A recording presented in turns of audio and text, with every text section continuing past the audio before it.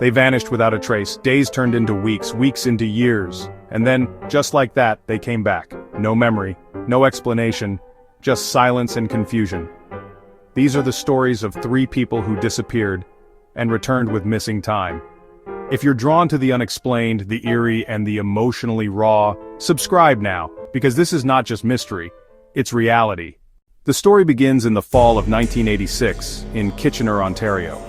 21-year-old Edgar Latulip was a resident of a local group home, navigating life with a developmental disability that gave him the mental capacity of a young boy. His life had already been marked by tragedy. Just weeks before he vanished, Edgar had attempted to take his own life, resulting in a hospital stay. His mother, Sylvia Wilson, was deeply worried.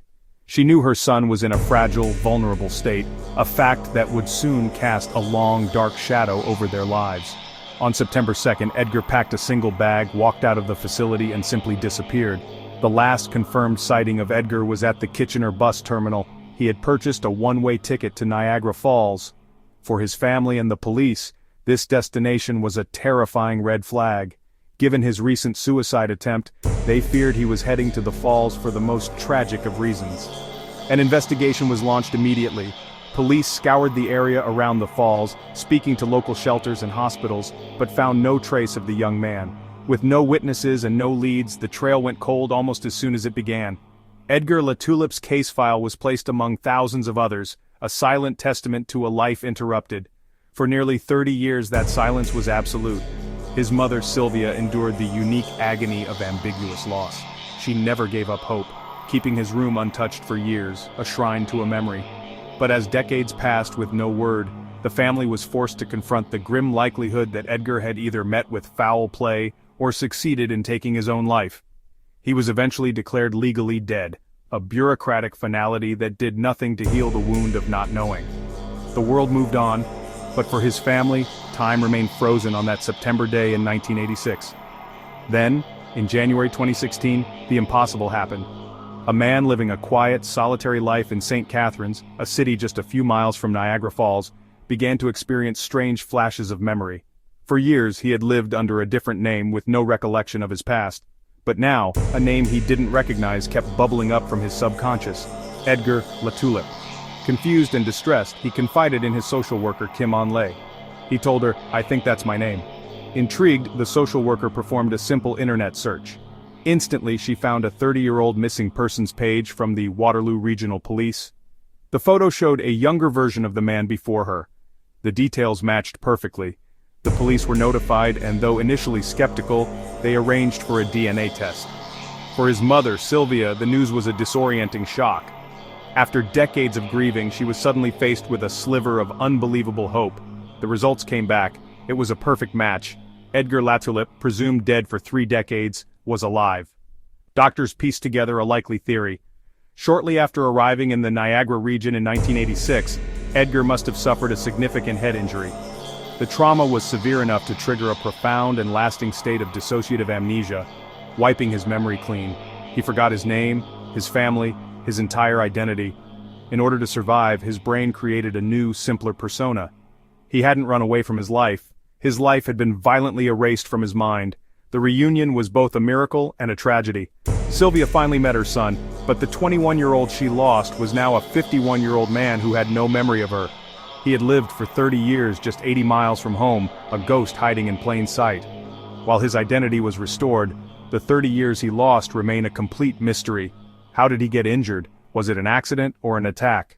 How did he survive all those years with no memory and no past?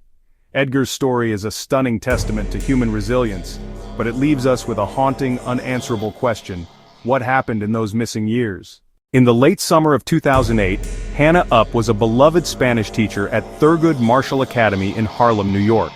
At 23, she was full of life, deeply dedicated to her students, and eagerly anticipating the start of a new school year. Her friends and family knew her as stable, responsible, and vibrant, but beneath this picture of normalcy, a terrifying mystery was about to unfold, one that would challenge our understanding of memory, identity, and the mind's capacity to protect itself from unseen wounds. On August 28th, Hannah left her apartment for her customary morning run and simply vanished. When she failed to show up for the first day of school, her friends knew something was terribly wrong. A frantic search began. Her purse, wallet, and identification were discovered on a running path near the Hudson River, a chilling but inconclusive clue. For 3 agonizing weeks, her community papered the city with missing person flyers, and news reports amplified her family's desperate pleas. There was no sign of struggle, no ransom note, no explanation, just an unnerving silence. Then, on September 16th, a miracle. 2 ferryboat captains spotted a woman floating face down in the New York harbor, miles from where she was last seen. They pulled her from the water. It was Hannah. She was alive, but severely sunburned, dehydrated, and completely disoriented. In the hospital, the true, bewildering nature of her ordeal came to light. She had no memory of the past 3 weeks. Her mind was a blank slate, the entire period of her disappearance erased as if it had never happened. Doctors diagnosed her with an extremely rare and baffling condition, dissociative fugue. It's a form of profound amnesia where the mind, likely triggered by extreme stress or trauma, essentially performs a hard reboot. A person loses all sense of their personal identity, their name, their past, their relationships, and may wander or even adopt a new life, completely unaware of the one they left behind. For Hannah, there was no known precipitating trauma, making her case a profound medical puzzle. She had simply become a stranger to herself. Hannah worked to piece her life back together, but the fugue state was a shadow that followed her. In 2013, after moving to Kensington, Maryland to work as a teaching assistant, the shadow fell again. She disappeared for 2 days before being found by a construction crew in a wooded creek, once again with no memory of the lost time. The recurrence confirmed her deepest fears. This was not a one-time event, but a terrifying, unpredictable pattern. Her own mind had become a prison from which she could be exiled at any moment.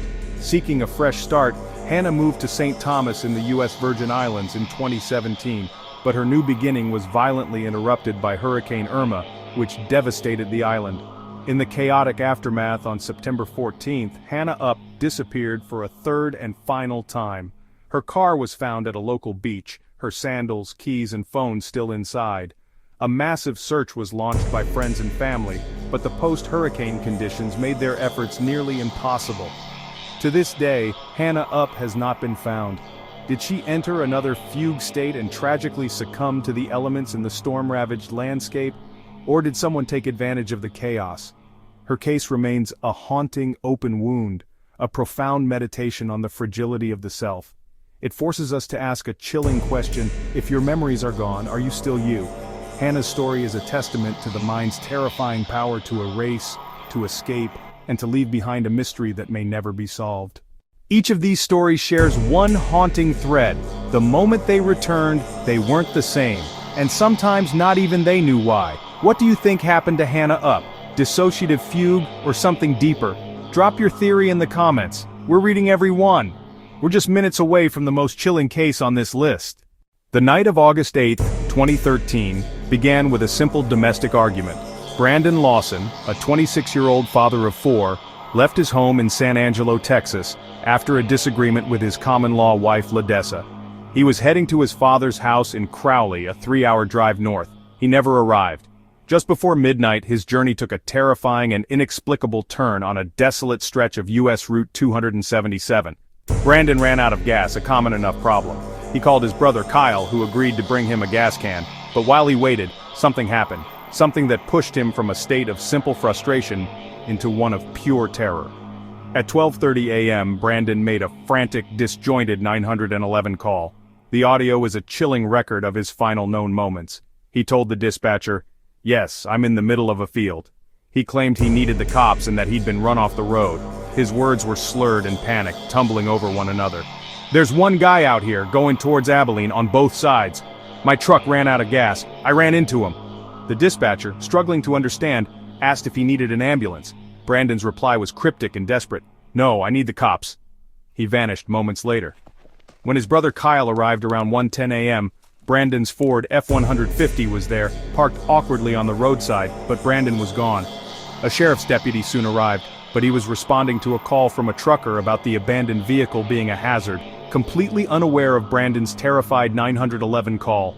Inside the truck were his keys and his cell phone. The only thing missing was Brandon himself. An initial search of the immediate area found nothing. He had disappeared into the vast, unforgiving Texas landscape. For years, his family searched relentlessly, refusing to let his memory fade.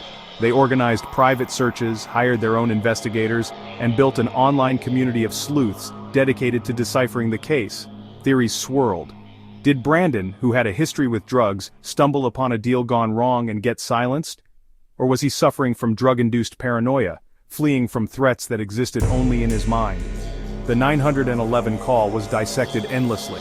Some audio experts claimed they could hear a gunshot. Others believed he was saying, "Got the first guy," implying a confrontation. Then, in February 2022, nearly 9 years after he disappeared, a breakthrough came.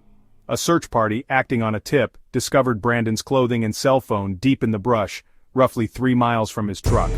Soon after, human remains were found nearby. DNA tests confirmed the unthinkable. It was Brandon. The discovery answered where he was, but deepened the mystery of why. He had traveled a significant distance through treacherous terrain. This evidence suggests Brandon may have wandered, disoriented and lost, for hours or even days before succumbing to the elements, but it doesn't erase the sheer terror in his voice. The case is now officially closed, but the central question remains.